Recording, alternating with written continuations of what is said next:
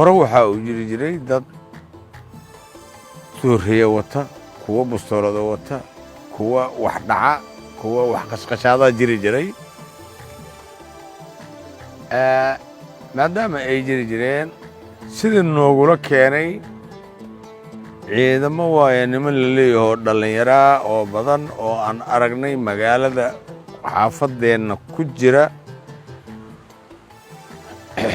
wixii dhibaatana haysa jiray oo yacni aanan gabar u dira karin qudaar yar inay noo soo gadato xamar goxaa goosaar laga dhigtaa qudaarta la kariyo gabar yar haddaad u dirto qudaar waa laga qaadanayay sidii dhallinyarada noogula keenay waxaanu arkaynaa ayaamahan gabdhihiiyo dahabka qoorta ugu xiran yahay oo saa u xarakoonaya ayagiioo lacag doolara saa gacanta ugu wato jidka maraaya intaana waxaa lagu helaa sugnaanta amniga waxaan aragnaa dhallinyaro fara badan oo annaguba aan ka cabsayno dhinac uga mugay jidka ku socdaan aan dhinac uga leexayno oon islaanama kuwa wax qaadi jaraya balaayadaanu illee ma ahana waa kuwa dawladda ka socda oo sharaf leh oo naga gurbiyey wixii saqajaanahay amba xashiishka cabi jiray amba koollada cabi jiray amba dadka dhici jiray amba tuugadahay amba qora watay amba bustoorad watay ama toorrey ku qaraamay ama dhala u jabsaneed ool inta naga gurbiye magaalada nadiif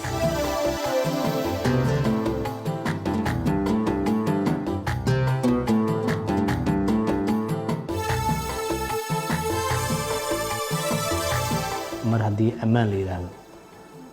shaqada waxaa iska leh ciidamada qalabka sidaa iska leh ha ugu horeeyaano ciidanka booliska Soomaaliyeed iyo ciidanka nabad sugidda Soomaaliyeed oo labada hay-adood oo mar walba u taagan sugidda amniga sidaad ogeedeenba maalmihii dhexe sida lagu soo bandhigay meediyaha waxaa la yidhaahdaa ciidamada nabad sugidda waxa ay soo qabteen oo waxaa la yidhahdaa ay soo bandhigeen niman bastoolada caaga iyo kuwa kale oo fabrication dadka ku dhacay oo ku isbaaraysanayay ayaga iyo moobeeladoodii iyo waxyaalihii ay dhaceen dhammaantood la soo bandhigay marka waxaa nagala shaqeeya ka maamul ahaan annaga labadaas ciidan oo runtii ammaanka aad iyo aad maanta aan dhihi karno waxa aan ku faani karno ay tahaba dhinaca amniga haddaan nahay reer Hurdaga aan nahay waxaan ku faani karno ay tahaba sugidda amniga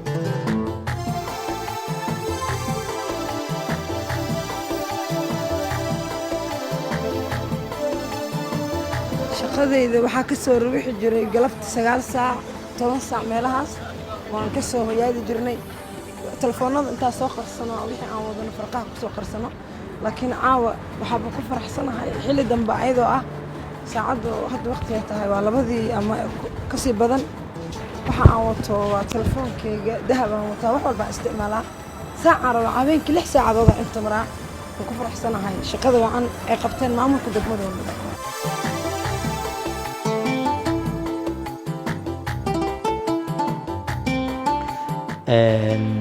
waxaan saarnaa xooga sida labada og yahay shabaab horta waa iska cadow ummadda Soomaaliyeed kuwaasi maxaa la yiraahdaa waa dul loogu talagalay in meeshii lagu arko lagu beegsado oo runtii ciidankan ay runtii u carbisan yihiin shabaab kali ma ahan walaa tuugada laftirkooda laana mar haddaan la helin amni haddaan la helin qofka degan degmada Hurdaga suuqi bakaaraha weyna uu ku yaalo oo si nabada intuu uu saaki ku soo kalaho shaqadiisa ku tago ugu ganacsado oo ku soo laaban karin waxaan isleeyahay xilliyada qaar marka loo fiiriyo tuugadu waa caqabad aad u weyn oo in lala dagaalamo u baahan waana runtii lala dagaalamo oo waa la soo qabtaba meelo badan waa laga soo qabtay xooga marka nooma kala socon labadooda shabaab iyo tuugadaba waa laba cadow ummadana cadowga ah tuugu jidku taagan yahay inuu ummadda dhaco isbaaraysto waxay haystaan ka qaato shabaabna inay ummadda laayaan oo dilaan marka labadooda waxay isku keen dhamaan ma lahan waa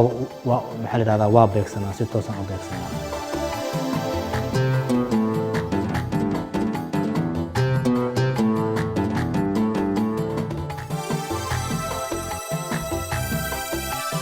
oday sidiisa waa oday mid saqajaana waa isaga jiraa oo qalad samaynaya laakiin oday wuxuu doorku leeyahay inuu dhiirigelin sameeyo inuu ku abaabulo dhalinyarada oo maaragtaa u sheego oo yidhaahdo haddii la kurinaya maha anaa khatarahe wax ka qabta wixii qaldan ay soo gudbiyaan soo qabasho shaqo kuma le oday waxba ma qaban kariyo orod kuma qaban karo awood ciidanna ma leh oo kuma qaban kariyo laakiin muxuu leeyahay oday inuu yidhaah inuu hoos u soo sheego inuu soo orto xafiiska nabad sugidda yimaado warmahaasaa wax ka jiraan warmahaasaa wax ka jiraan warmahaasaa wax ka jiraan fariimaha inay soo gudbiyaan oo sida looga ilaaliyo dadka qaladka ka gelaya dadweynaha bulshada dadka wax u dhibaya inay ka ilaaliyaan ayaa doorkeennu yahay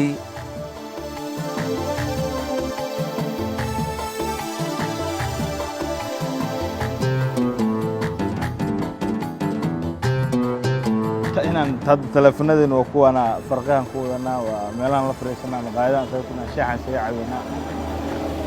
laakiin markii hore intaan guryaha ugu soo tagan ayaan waxaan ismayn jirnay inaan soo aadno meelahan oo kale inaan lacagahaba ayadoo kaash aan soo qaadan marka taas waxay caddaynaysaa in farqi weyn oo xagga amniga ah iyo isbeddel aad weyn oo la taaban karo ay ka geysteen waxayna ay la tahay kadhalinyar ahaan waxaa lagu gaaray laamaha amniga wada shaqayn dhow la sameeyey dhalinyarada oo aniga sida ay la tahay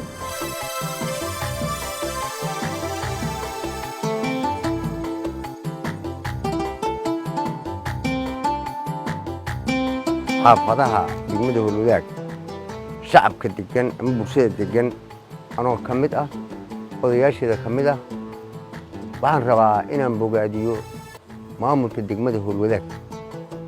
iyo ciidamada amniga iyo shacabka dhammaan sida ay u wada shaqeeyeen waayadan dambe haddii aan soo qaato waxaa dhacay oo dhacdooyin joogtaan noqday moobeel la qaado tuuga meel halkaana xalay gabar lagu furtay xabadaha la isku riday maxay ahayd waxaan ognahay cid dhan oo inta dahab laga furtay gurigay lahaayeen darteed dhacitaankaas la dhacay ka guuray meel loo raacana la waayay isku soo duub waxaan rabaa sida looga shaqeeyo maamulka degmada Howlwadaag iyo shacabka ay wataan iyo ciidamada amnigu isugu xirmeen oo looga shaqeeyo arrintaas waxaan u arkaa in laga shaqeeyo meeshii nabad taallo waa loo hayaamaa nabad darradana waa laga hayaamaa waxaad moodaa marar dhoweyd xoogaa hayaan inuu nagalay degmada Howlwadaag laakiin hadda markii la waabaristo la isugu yimaado meelaha fagaarooyinka la isugu yimaado kafteeriya la isugu yimaado wax annagu ciidan ma nihin laakiin dawla ayadaa gacan dheer habka looga shaqeeyana ayadaa taqaana inaan wax akhbaaro cusub oo xaafadda ku fool leh oo ama dilaay ah ama gabar la dhacaya dareenkeedu waa yara sida ay u yimaadeen ciidamada nabad sugidda ama ciidanka dharcadka u yimaadeen ilaalada shacabka maxaa la yidhaahdaa waxaan aaminsanahay inaysan jirin dilal qorshaysan iyo qofaa goobtiisa lagala baxa iyo qofaa la dhibaateeyo wax la gaarsiiyo sababtoo ah suuqa weyne bakaaraha waxaa awoodda la isugu geeyey sidii amnigeeda loo xaqiijin lahaa runtii waana lagu guulaystay in maanta suuqa bakaaro uusan ka jirin wax dila leh oo qof walbo maanta mas-uul aan aaminsanahay inta si nabdoon uu ku baxo ku tago inuu inta kaga soo dukaamaysto inuu kaga soo laaban karo taasi waa huwa waana rajeynaa inay sii socon doonto hadduu ilaahay insha allah